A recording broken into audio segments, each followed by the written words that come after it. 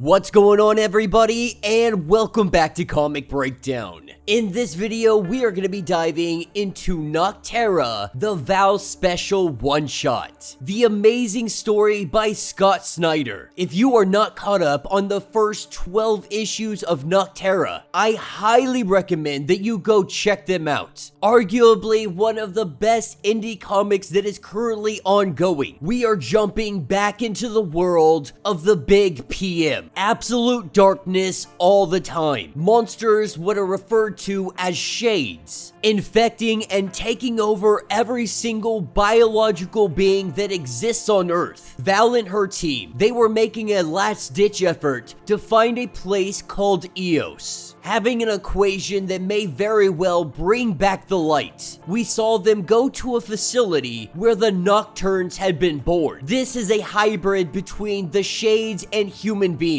The Nocturne program used to hunt down individuals, usually serial killers, mercenaries, things of that nature. And when things go sideways, we see that Val has been turned into one of the Nocturne. Now, make sure you guys have subscribed to the channel. Make sure that you like this video. And with that being said, let's dive into this breakdown. Alright guys, so we are picking up in present day, right after everything just went down. The Sundog convoy, Val and all her companions, they had taken off, believing Val to be dead. And this story is going to give us the insight to the first ferryman, the first person to get one of those semi-trucks and start carting people from one settlement to the next. And when it comes to ancient mythology, there are stories of the ferryman, but it's usually a much darker story, one that charges you a fee. With the opening pages of this comic, what we see is Diggs. Diggs is one of the individuals that is responsible for turning people into Nocturnes. As he is getting ready to be eaten alive by shades, he is saved by Val, now a Nocturne, so she is nothing more than a silhouette. In this new world of the Big PM, this is a huge upgrade for her, because now she is seen by other shades as one of their own. Not by all shades, but the ones that are not the apex predators. It gives her a little bit more free will to be able to move around this new world. As Diggs tries to apologize for everything that happened at Luna, the facility where Nocturnes are created, Val only wants one thing from him. She wants the location of Eos, because there is only one individual in the Sundog convoy that has the coordinates, which means Val never got them, and so she knows no way to go. That is where Diggs comes into play. But we're gonna get the true story of the first ferryman after the Big PM, as we jump into the past, what appears to be Val and M being the little brother of Val. We can see that the two of them are much younger, with M just now beginning to understand his inventor-type mind, creating weapons that will protect them from the shades. One of the most recent creations is a whistle, but this whistle does the opposite of protecting you. This whistle, it will draw in the shades. He has created a shade mating call. As the two of them sit here and they discuss this, we see the arrival of Royce. Royce is the man that saved them. He took these two kids under his wing. He has been keeping them alive. He has been keeping them healthy. In this new world, he wants to try to make a better place. They have just gotten word that they are headed to Denton. Royce is the man that really came up with the idea of converting these semi-trucks to fully electric, with Royce trying to create this one overall community, connecting all of the settlements together. As he tries to create this union, many people are skeptical, but the people of Denton, they let him know that if you convert our rigs over to fully electric, then we will join your cause. And so they all load up into the rig and they head out. Royce being the first man to ever retrofit diesel engines with electrics. The ferrymen were his vision. His truck was the very first prototype, armed with lights, reinforced, nicknamed the Screaming Eagle. And so town by town, he went and tried to unite everybody. Before the big PM, Denton had been Denton Laser, the biggest laser manufacturing plant in the country. And so when the world went dark, they had just the right equipment to be able to fight off the darkness. Even what we call megas, which is usually a human fused with one of these shade monsters. At this point in time, most of those lasers, they were gone at this point, but it was still one of the strongest outposts around.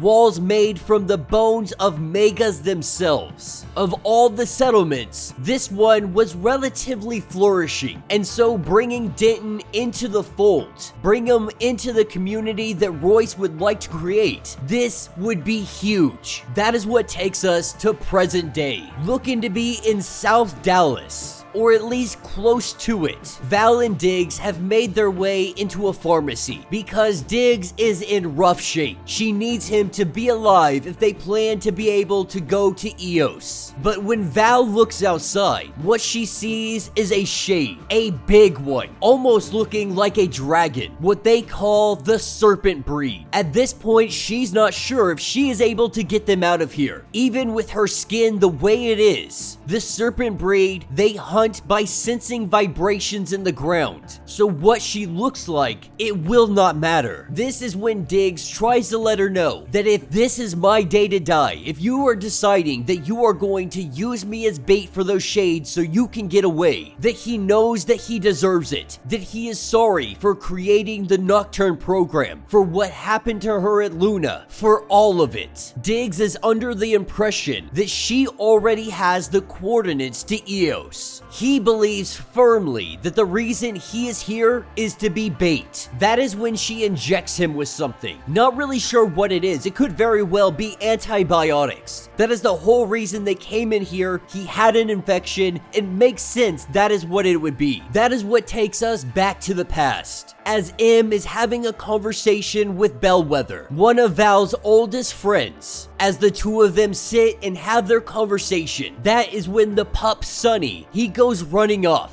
Not sure where he is going or where he is headed. As Royce continues to upgrade the semi-trucks that is here in Denton, Val goes off to see where the pup went, going into a dark room. This is where she sees the bones of all different kinds of animals, of all different kinds of shades and megas. But there is so much more. As she ventures even further, she finds a man hanging on a meat hook, still half alive. In a very faint voice, he says, "Run." This is one giant meat locker, big enough for at least 100 cattle, or shades, or even human beings. That is when from behind her, someone grabs Val. Lucky for Val, that is where Royce comes into play, taking his motorcycle helmet and smashing this dude's face in. We are learning that Denton is full of cannibals. The two of them, they make their getaway, barreling out of there on Screaming Eagle. They smash through the gates, taking fire while they are leaving because the people of Denton don't want the outside world to know the truth. Once they got about 10 miles out, they started to slow down. This is when Val sees that Royce took a shot, taking a gunshot wound to his side. He is bleeding out profusely, with Royce appearing to be on his deathbed. Val swore vengeance, saying that she would make the people of Denton truly pay for what they have done. But Royce told her no. He said to just tell everybody about the town of Denton. Starve them out. They will change their ways and they will join up with the cause. Val very confused, saying, why would you want cannibals to be part of this cause? In Val's eyes, they very much deserve to die. But Royce lets it be known that most of them do. Most of the people surviving in the big PM, they have done the unforgivable. The survival has taken away the humanity of so many people that everybody deserves a second chance. They deserve a chance to find that humanity again. And that is when Royce goes on to tell her the truth about who he was before the big PM. A man who had been locked away in prison, even getting out of prison, becoming a truck driver. He was still a junkie. When the big PM did hit, he had one foot back in jail and the other in a grave. Royce himself saying that he was nothing more than a no-good lowlife. The truth is, everybody now is just lost in the dark.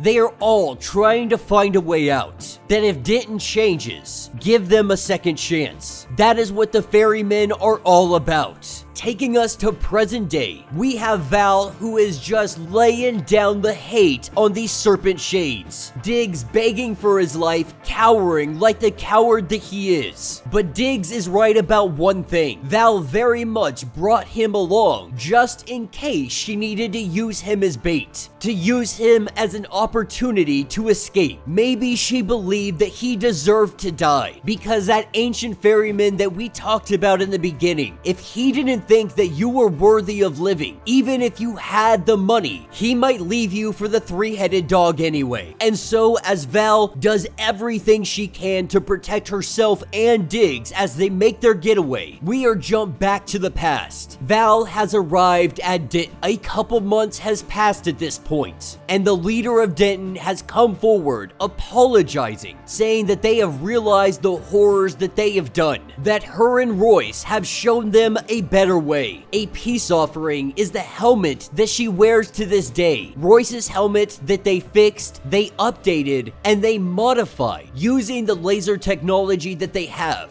That is why the circle appears on Val's helmet. Another source of light to keep the shades at bay. And Val has a gift for them as well. This is when she gives them the whistle, the one her brother had created, the one that attracts the shades. As he goes to blow that whistle, we see Val hop into her truck and she goes to take off. The people of Denton are confused, saying that their debt has been paid, that they have to be taken in, that they are ferrymen, and this is what they do. That is when Amori, he uses another of his inventions, one that he calls the flash pop. This blows down the gate. With that whistle being blown, the shades were already headed that way. The people of Denton, they are doomed, and Val has gotten her revenge. Taking us back to present day, Val and Diggs making their escape. She tells us about the original ferryman. His name was Royce. Wearing his helmet, she tries every single day to live up to who he was. She knows that she is much more like that ancient ferryman, but she tries more and more every single day to be more like Royce. That is why Diggs is still alive, because this is her trying. This is her trying to have salvation. And that will be the end of this issue. So let me know what you guys think down in the comments. This was an absolutely phenomenal one-shot. Not only are we seeing shades of different sizes, usually we see the human shades, which we could consider the apex predator. They are smarter, they're quicker, they move better, but they aren't the biggest ones. There are much bigger shades out in this world. We have already seen the shade that commands all shades, but seeing these serpent breed shades, they are relatively big in size. Definitely a force to be reckoned with.